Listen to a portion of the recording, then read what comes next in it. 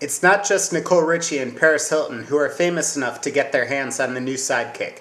Phone Scoop got one too. Current T-Mobile subscribers can pick one up on June 28th. For those of you who have been waiting until this comes out to switch to T-Mobile, you won't get yours until July 10th. It still has the same trademark spring-loaded swiveling screen with a full keyboard underneath. Instead of the old rubber-coated keyboard, there's now a plastic one, but it still features the same fantastic layout. The Sidekick is held horizontally to do everything except talk on like you do on a traditional cell phone, which you'll do very rarely, especially now that it supports Bluetooth headsets. On the left side of the face, we have the menu and jump buttons, as well as the old D-pad, which you'll use rarely if ever, since on the right side there's now a trackball.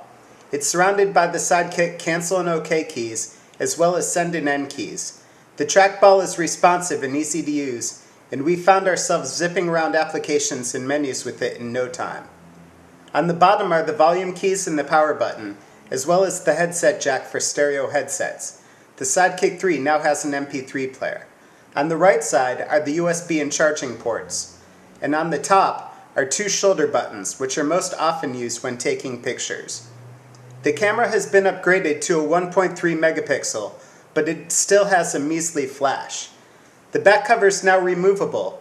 Underneath lies a memory card slot and a replaceable battery, so you heavy talkers can carry a spare.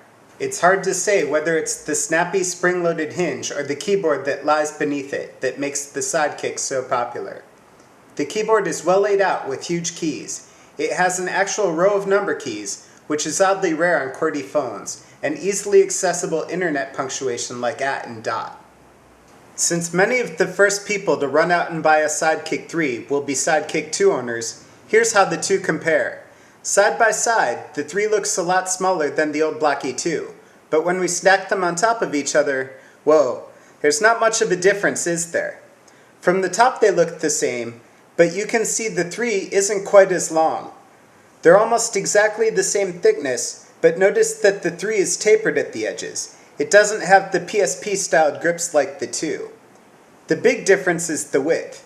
The 3 is much narrower, and you can really feel that when holding it in your hand. Our old battle-worn Sidekick 2 doesn't spring open with quite as much force, but it's a smoother action.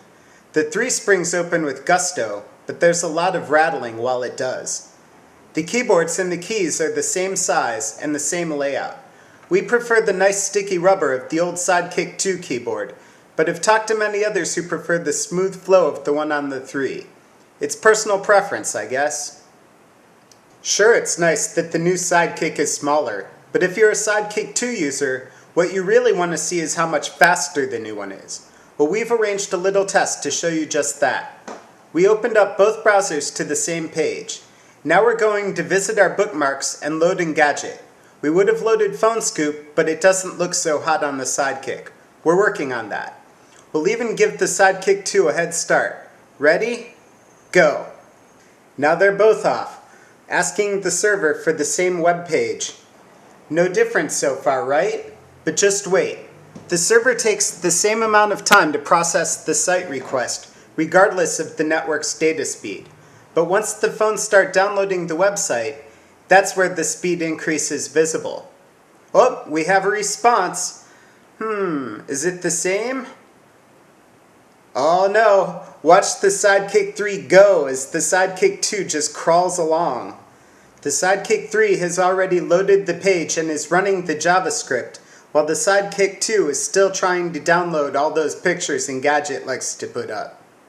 We'll spare you the agony of waiting for these to churn through the JavaScript, and just get to the part where the Sidekick 3 finishes the script right now, and you can start browsing on the Sidekick 3 while the Sidekick 2 is still churning through all that code.